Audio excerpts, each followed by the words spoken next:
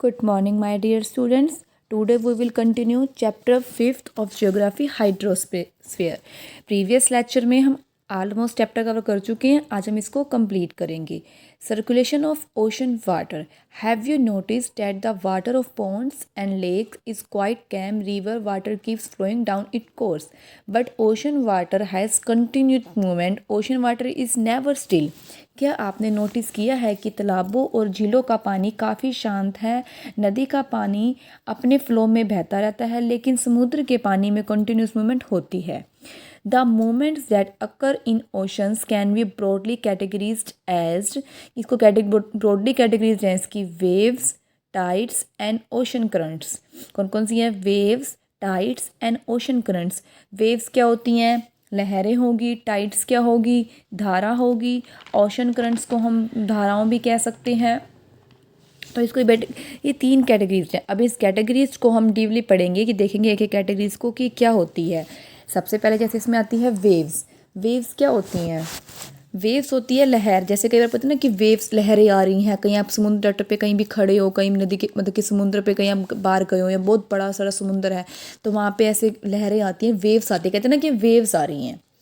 A wave is a regular rise and fall of ocean and sea water due to the effect of wind on the surface of water. Waves, एक लहर, एक waves पानी के surface पर हवा के effect के कारण ओशन और सी वाटर का एक रेगुलर राइज और फॉल है, मतलब कि एक उदय और गिरावट है. वेव समुद्र के पानी का एक हॉरिजॉन्टल मूवमेंट है जिसमें वाटर उगता है और गिरता है, मतलब कि जिसमें वाटर राइज और फॉल होता है. The shape and size of the waves depend करता है उसकी speed on the wind, speed of the wind की स्पीड पे, एंड अदर वेदर कंडीशंस की वेदर कंडीशंस कैसी हैं. वाइंड मैंने हवा. Wave speed is the rate at which the wave moves through the water. Wave speed is measured in knots. Wave speed वह रेट है जिस पर वेव्स पानी के माध्यम से चलती हैं, मतलब कि वेव्स पानी के माध्यम से चलते हैं, और इसको वेव स्पीड को मेजर जाता है नॉट्स में.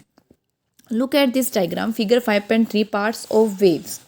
जो ये सबसे इसमें दिखा रखा है, जो क्रीस्ट है इसको बोलते हैं शिखा, कि जो ऊपर जा रही है क्रीस्ट में क्या होता है? शिखा. इधर से शिखा ही होगी ऊपर से. थ्रो मीन्स होता है गर्त, कि जो नीचा हो गया गर्त.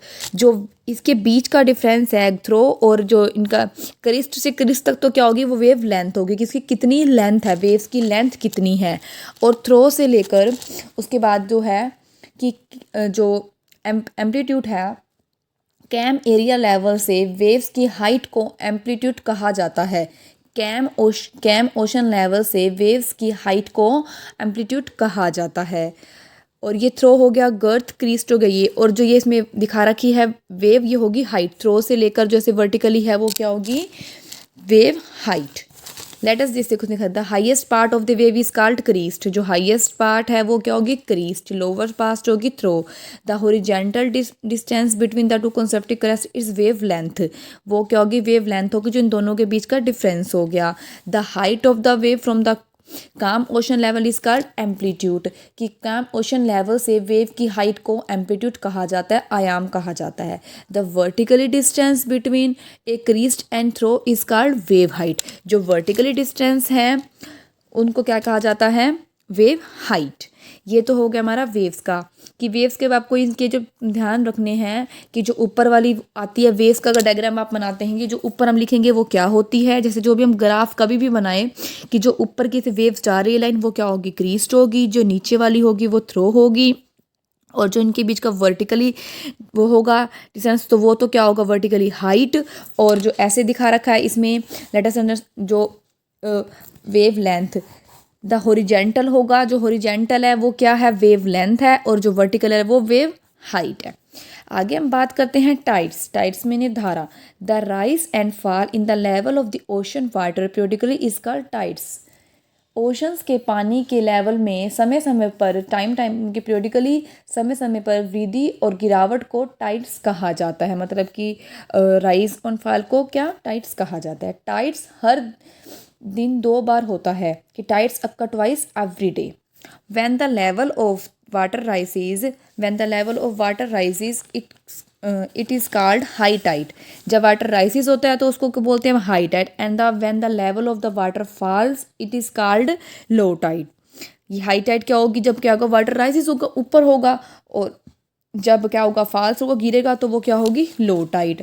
Tides are caused by two factors, मतलब कि टू फैक्टर्स, उसके दो कारण होते हैं. The gravitational pull of the moon and the sun, जब ग्रेविटेशनल पुल होता है the moon and the sun. And second the rotation of the earth. क्या है the rotation of the earth. उसके बाद इसमें क्या होती हैं टाइड्स के, इसमें पार्ट्स दे रखे हैं. पार्ट्स कह सकते हैं, ये टाइड्स के नेम हैं स्प्रिंग टाइड्स एंड नीप टाइड्स. स्प्रिंग टाइड्स एंड नीप टाइड्स, ये हम एक डायग्राम में क्या कहते हैं देखेंगे. स्प्रिंग टाइड्स कैसे होते हैं और नीप टाइड्स क्या होती हैं. Tides are caused by two factors, ये तो हमने देख लिया था. Gravitational pull of the moon and the sun and the rotation of the sun. The moon's gravity is mostly responsible for the occurrence of tides, but the sun also plays an important role. Sun का हमेशा important role था. However, हालांकि the sun is so far from the earth, कि जो सन है वो मतलब कि बहुत दूर है अर्थ से. That is effect on tides only about half then of the effect of the moon. The position of the moon and the sun with respect to the earth determine the height of the tides, कि उससे क्या पता है कि tides की height पता लगती हैं. अब लुक एट दिस डायग्राम. इस डायग्राम को देखिए, इसमें क्या बताया हुआ है. When the sun and the moon form a right angle neap tides occur. जब सन और मून एक राइट एंगल बनाते हैं तो नीप टाइड्स बनती हैं. क्या होता है जब सन और मून एक राइट एंगल, आप देखिए सन और मून का क्या है एक राइट एंगल बन रहा है इस डायग्राम में देखिए, तो ये क्या बनाती है नीप टाइड्स बनाती हैं. Spring tides occur when the earth the sun and the moon are in straight line. जब स्प्रिंग टाइड्स तब होती हैं जब अर्थ सन और मून एक स्ट्रेट लाइन में होते हैं, जिसमें ओशंस पर ग्रेविटेशनल पुल बढ़ जाता है. जिससे क्या होता है ओशंस पर ग्रेविटेशनल पुल बढ़ जाता है. अब देखिए नीप टाइड्स का क्या है. जब सन और मून एक राइट एंगल बनाते हैं तो कौन सी बनती है नीप टाइड्स. और स्प्रिंग टाइड क्या होती हैं, जब स्प्रिंग टाइड तब होती हैं जब अर्थ सन, जब spring tides occur when the earth the sun and the moon are in one straight line. जब क्या होता है ये बिल्कुल स्ट्रेट लाइन में होते हैं, तो जिससे क्या होता है कि जिसमें ओशंस पर ग्रेविटेशनल पुल बढ़ जाता है, कि ग्रेविटेशनल पुल बढ़ जाएगा, उससे क्या होगा ये क्या होगी स्प्रिंग टाइड होगी. तो ये होगी टू टाइड्स. तो आपको इस डायग्राम को ध्यान में रखते हुए आपने देखना है कि कभी आपसे पूछा जाए कि नीप टाइड कब होती है स्प्रिंग टाइड कब होती है, तो इससे आपको आइडिया हो जाएगा. आप डायग्राम बना के भी एक्सप्लेन कर सकते हैं, वैसे आप मतलब कि लिख के भी आप बता सकते हैं, लेकिन आपको खुद को क्लियर होना चाहिए कि नीप टाइड कब होती है जब राइट एंगल बनाते हैं, और स्प्रिंग टाइड तब होती है जब वो एक बिल्कुल स्ट्रेट लाइन में होते हैं. तो ये तो थे हमारे स्प्रिंग टाइड्स एंड नीप टाइड्स. इसकी इंपॉर्टेंस ऑफ टाइड्स से रखी हैं वो एक बार आप रीड कर दीजिएगा कि इंपॉर्टेंस क्या क्या होती हैं इसकी. कुछ एक इसमें क्या कहते हैं इंपॉर्टेंस दे रखी हैं. Tides can be predicate well in advance because they are caused by the position of the earth the moon and the sun. Second one is tides help in removing polluted water from the river, कि tides help करती हैं removing polluted water वो करने में. ये आप खुद से रीड करेंगे. आगे लास्ट टॉपिक है हमारा ओशन करंट्स. ओशन करंट्स क्या होती है. The temperature of the ocean varies from one place to another. Ocean का टेम्परेचर एक जगह से एक प्लेस से दूसरे प्लेस पर विभिन्न होता है, डिफर होता है. Wind tides and waves mix the surface water of the ocean with its deeper layers. Wind tides और वेव्स ओशन के सरफेस वाटर को उसकी डीपली लेयर से मिलाती हैं. The temperature of ocean water is not uniform between the equator and the poles because it gets disturbed by the flow of ocean currents. Ocean के पानी का temperature equator और poles के बीच equal नहीं है, क्योंकि यह ओशन की धाराओं के फ्लो से परेशान हो जाती हैं, कि जो उनका फ्लो होता है ओशन से क्या होता है परेशान हो जाती हैं. The continuous flow of ocean water is a definite direction is called ocean current.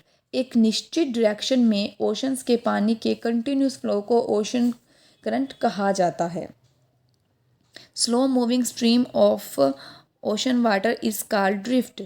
समुद्र के पानी की धीमी गति वाली धाराओं को बहाव कहा जाता है. ड्रिफ्ट को हम बहाव कह सकते हैं. जैसे कहते हैं ना कितना तेज बहाव है, कई बार कहते हैं ना कि पानी का बहुत तेज बहाव है कि ये चीज़ बह जाएगी. बेस्ड ऑन इट्स टेम्परेचर, अगर टेम्परेचर बेस्ड के ocean currents have been classified into 2 types, इसको 2 टाइप्स में क्लासिफाइड किया गया, warm currents and cold currents. Warm currents and cold current, warm currents और कोल्ड करंट्स को हम रीड कर लेते हैं। Warm currents flow from the lower latitudes where the temperature is high towards the higher latitude where the temperature is low. Cold current कि जहाँ पे temperature क्या होगा, कूल होगा, उसमें क्या टेम्परेचर लो है और इसमें क्या है, कूल है। स्टूडेंट्स हम इस चैप्टर में इतना ही करेंगे। जो इसमें ये थोड़ा बहुत आगे दे रखा है कंजर्वेशन ऑफ वाटर, इसको आपने ओनली रीड करना है, वो हमको पता है कि हमने वाटर को कैसे कंजर्व करना है। और इफ़ेक्ट्स ऑफ ओशन करंट्स एक बार आप वो भी रीड कर सकते हैं, लेकिन इस चैप्टर में जो मैंने आपको करवा दिया इतना ही हमने करना था। Okay students, thank you, have a nice day.